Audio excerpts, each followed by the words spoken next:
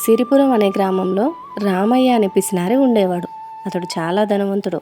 తన దగ్గర డబ్బులున్నాయన్న గర్వంతో ఊరంతా విర్రవీగుతూ తిరిగేవాడు, కానీ ఎవరికి కూడా దానం చేసేవాడు కాదు.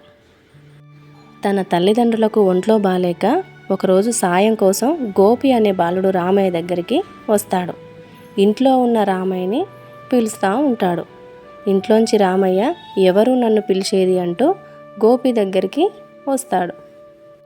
ఏంటి, ఎవరు నువ్వు, నా దగ్గరికి ఎందుకు వచ్చావని రామయ్య గోపిని అడగ్గా, అప్పుడు గోపి తమ తల్లిదండ్రులకు ఒంట్లో బాలేదని, తమ ఇంట్లో పరిస్థితి అసలు బాలేదని నువ్వే సాయం చేయాలని రామయ్యని అడగ్గా, దానికి రామయ్య, నీకెంత ధైర్యం ఉంటే నా దగ్గరికి వస్తావు, దీన్ని సాయం అనరు, అడుక్కోవడం అంటారు అని చెప్పి ఆ బాలుని అవమానిస్తాడు.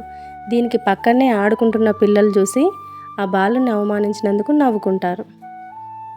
అయితే ఆ రోజు రాత్రి రామయ్య ఇంట్లో నిద్రిస్తుండగా తనకు కలలో ఒక దేవదూత రెక్కల గుర్రం రూపంలో వచ్చి, ఎవరైనా మన దగ్గరికి సాయం కోసం వచ్చారంటే మనం సాయం చేస్తామన్న నమ్మకంతో వస్తారు, అలాంటి వారికి వీలైతే సాయం చేయి, లేకపోతే లేదని చెప్పాలి కానీ అవమానించకూడదు, వెంటనే బాలుని దగ్గరికి వెళ్ళి క్షమాపణ అడుగు, లేకుంటే నీకు శిక్షిస్తానని చెప్పి మాయమైపోతుంది.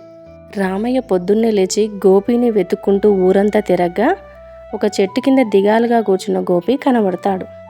వెంటనే పరిగెత్తుకుంటూ గోపి దగ్గరికి వెళ్ళిపోతాడు రామయ్య. తన తప్పు తెలుసుకున్న రామయ్య గోపి దగ్గరికి వెళ్ళి వయసులో గోపి కన్నా పెద్దవాడు అయినప్పటికీ తనని క్షమించమని అడుగుతాడు. గోపి యొక్క తల్లిదండ్రుల పరిస్థితి, గోపి ఇంట్లో ఉన్న పరిస్థితిని తెలుసుకొని వాళ్ళకు తగినంత సహాయం చేయడానికి సిద్ధపడతాడు రామయ్య. గోపికి ఎంత డబ్బు అవసరం ఉందో తెలుసుకొని కావలసినంత డబ్బు ఇచ్చి గోపిని సంతోషపరిచి ఇంటికి వెళ్ళిపోతాడు రామయ్య. అలా సాయం చేశానన్న ఆనందంతో గంతులు వేసుకుంటూ పరిగెడుతున్నాడు రామయ్య. దీంట్లో నీతి ఏంటంటే, ఎవరైనా మన దగ్గరికి సాయం కోరి వచ్చినప్పుడు వీలైతే సాయం చేయాలి, లేకపోతే లేదని చెప్పాలి, కానీ ఎవరిని అవమానించకూడదు.